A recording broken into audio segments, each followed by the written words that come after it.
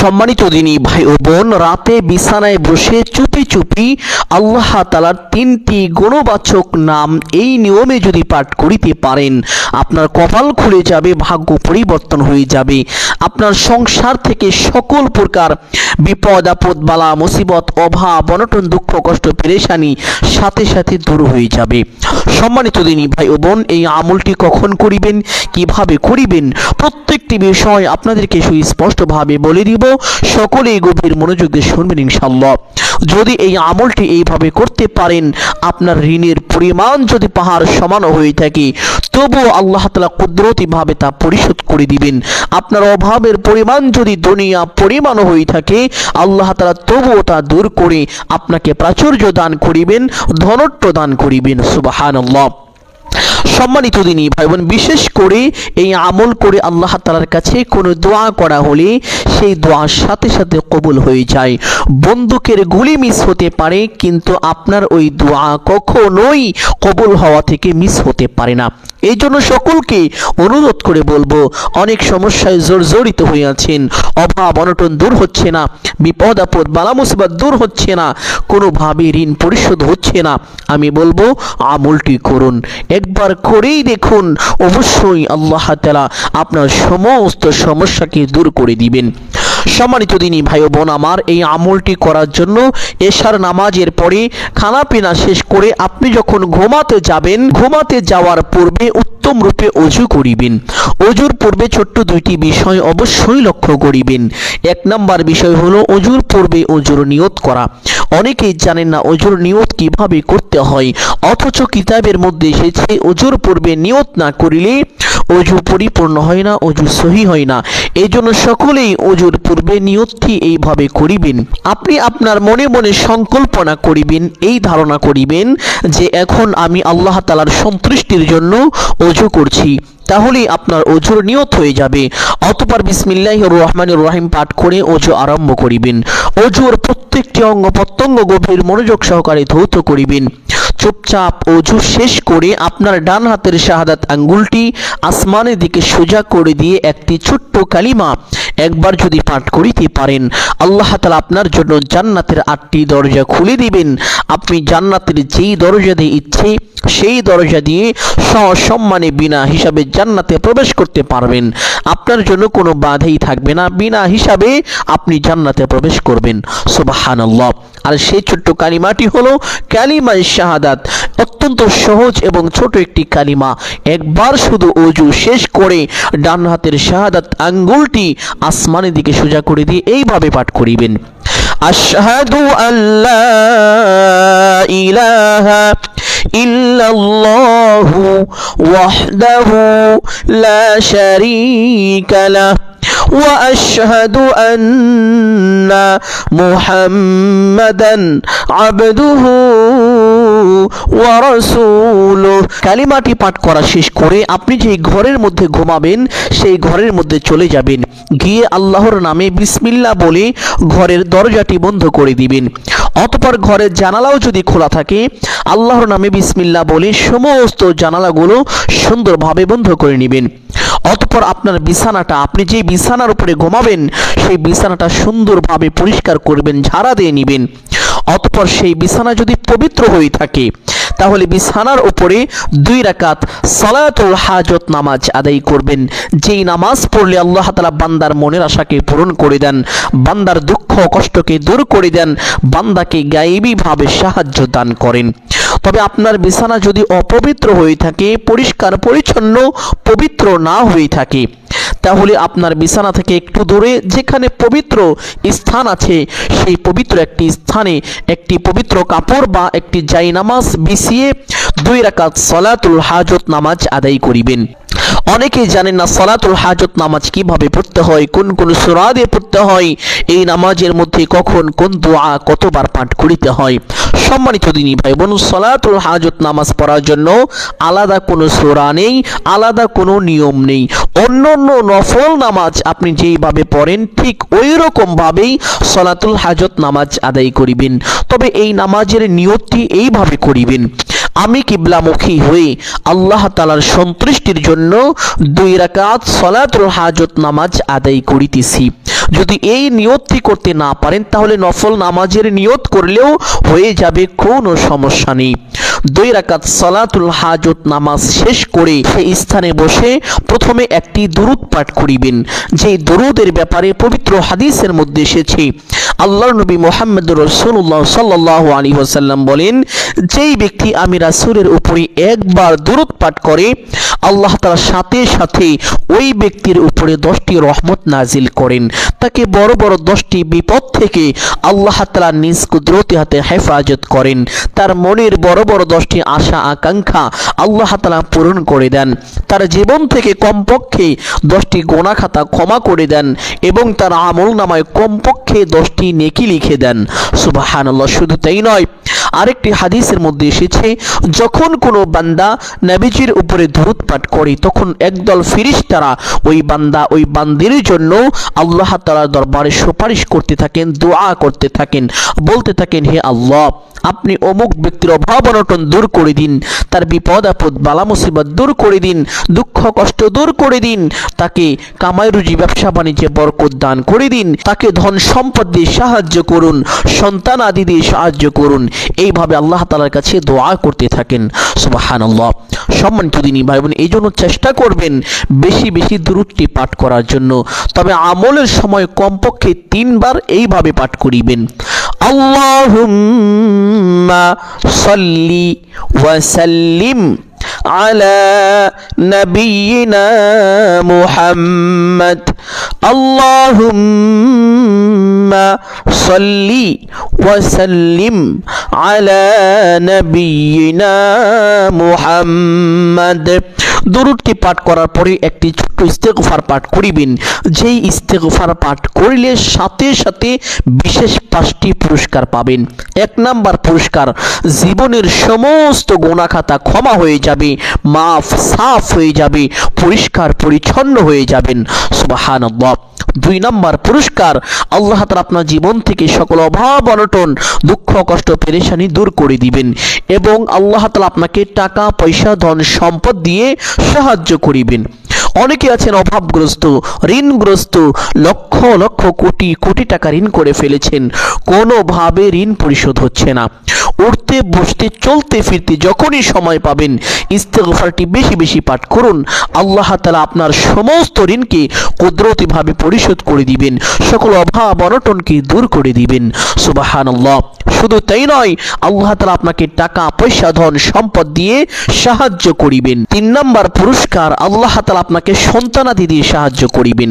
অনেকেই আছেন যাদের সন্তান হয় না, অনেক ডাক্তার দেখিয়েছেন, কবিরাজ দেখিয়েছেন, অনেক রকম ভাবে চিকিৎসা নিয়েছেন, অনেক আমল করেছেন, অনেক দোয়াও করেছেন, জীবনের সর্বচেষ্টা করেছেন, কিন্তু কোনোভাবে সন্তান হচ্ছে না। উঠতে বসতে চলতে ফিরতে যখনই সময় পাবেন বেশি বেশি ইস্তেগফারটি পাঠ করিবেন, আল্লাহ তাআলা আপনাকে নেককার সলিহিন সন্তান দান করিবেন। সুবহানাল্লাহ। সম্মানিত দিনী ভাই বোন, 4 নাম্বার পুরস্কার হলো আল্লাহ তাআলা আপনাকে নিরাপদে জান্নাতে পৌঁছে দিবেন। জান্নাতের রাস্তাটা আপনার জন্য একেবারে সহজ হয়ে যাবে। হাদিসের মধ্যে এসেছে, জান্নাতে যাওয়ার জন্য একটি ব্রিজ থাকবে যার নাম হলো পুলসিরাত। এই পুলসিরাতটা এমন হবে যে পুলসিরাতটা হবে জাহান্নামের উপর দিয়ে। এই পুলসিরাত চুলের চাইতেও চিকন এবং তরবারির চাইতেও তথা হীরার চাইতেও ধারালো হবে। আর এই পুলসিরাত পার হয়ে আমাদেরকে জান্নাতে যেতে হবে। যারা জাহান্নামী তারা পুলসিরাত পার হতে পারবে না। জাহান্নামের এই চিকন ব্রিজ দিয়ে, এই ধারালো ব্রিজ দিয়ে তারা চলতে পারবে না, তারা কেটে ছিঁড়ে ফিরে সেই জাহান্নামের মধ্যে পড়ে যাবে, জাহান্নামে নিক্ষিপ্ত হবে। নাউযুবিল্লাহ। আর যাদেরকে আল্লাহ তাআলা দয়া করবেন তাদেরকে নিরাপদে জান্নাতে পৌঁছে দিবেন, তাদের কোনো সমস্যা হবে না। বিদ্যুতের গতিতে অনেকেই ঘোড়ার পিঠে উঠে, ছাগলের পিঠে, গরুর পিঠে উঠে এইভাবে আল্লাহ তাআলা জান্নাতে প্রবেশ করতে পারবে। অনেকেই অনেক রকম ভাবে জান্নাতে প্রবেশ করবে যাদেরকে আল্লাহ তাআলা দয়া করবেন। আর সেই দয়া যদি আপনি পেতে চান, ইস্তেগফারটি অবশ্যই বেশি বেশি পাঠ করিবেন। 5 নম্বর পুরস্কার, আল্লাহ তাআলা আপনাকে জান্নাতের নহর থেকে শরবত পান করাবেন। এই শরবত যার শরীরের মধ্যে একবার প্রবেশ করবে তার শরীরকে জাহান্নামের আগুন পোড়াতে পারবে না, স্পর্শ করতে পারবে না। জাহান্নামের আগুন তার জন্য হারাম হয়ে যাবে। সুবহানাল্লাহ। সম্মানিত দিনী ভাই বোন, ইস্তেগফারটি হলো আস্তাগফিরুল্লাহ ওয়া আতুবু ইলাইহি, আস্তাগফিরুল্লাহ ওয়া আতুবু ইলাইহি। ইস্তেগফারটি আমলের সময় 3 বার চোখ ফোঁটা বন্ধ করে জীবনের সমস্ত গুনাহের কথা স্মরণ করে আল্লাহ তাআলার দরবারে লজ্জিত ও অনুতপ্ত হয়ে ক্ষমার আশায় একমাত্র আল্লাহকে সন্তুষ্টি করার উদ্দেশ্যে এইভাবে পাঠ করিবেন, আস্তাগফিরুল্লাহ ওয়া আতুবু ইলাইহি, আস্তাগফিরুল্লাহ ওয়া আতুবু ইলাইহি, আস্তাগফিরুল্লাহ ওয়া আতুবু ইলাইহি। ইস্তেগফারটি পাঠ করার পরে একটি ছোট্ট দোয়া পাঠ করিবেন, যেই দোয়ার ব্যাপারে কিতাবের মধ্যে এসেছে হযরত আলী রাদিয়াল্লাহু তাআলা আনহু এর কাছে একজন গরিব ঋণগ্রস্ত লোক সাহায্য চাইল। হযরত আলী রাদিয়াল্লাহু তাআলা আনহু ওই লোকটিকে বললেন, হে ভাই, আমি কি তোমাকে এমন কয়েকটি বাক্য শিখিয়ে দিব যা আল্লাহর নবী মুহাম্মদুর রাসূলুল্লাহ সাল্লাল্লাহু আলাইহি ওয়াসাল্লাম আমাকে শিখিয়েছিলেন, যে এই বাক্যগুলো পাঠ করিলে তোমার ঋণের পরিমাণ যদি পাহাড় সমান হয়ে থাকে তবু আল্লাহ তাআলা তোমার সমস্ত ঋণ পরিশোধের দায়িত্ব নিয়ে নেবেন। তোমার উপরে আর কোনো দায়িত্ব থাকবে না, তোমার সমস্ত ঋণকে আল্লাহ তাআলা কুদরতিভাবে পরিশোধ করে দিবেন।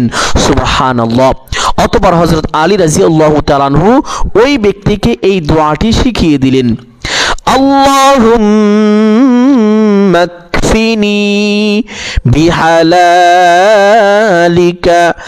আন হারামিকা ওয়া আগনিনি বিফাদলিকা আম্মান সিওয়াক। এই দোয়াটি এতটাই কার্যকরী, এতটাই বরকতপূর্ণ যে আমি নিজেই এর উপকার পেয়েছি। সুবহানাল্লাহ। অনেক টাকা ঋণী ছিলাম, তখন কোনো উপায় না পেয়ে, কোনো রাস্তা না পেয়ে আমি এই দোয়াটি সদা সর্বদা যখনই আমার ঋণের কথা মনে পড়ে যেত তখনই পাঠ করিতাম।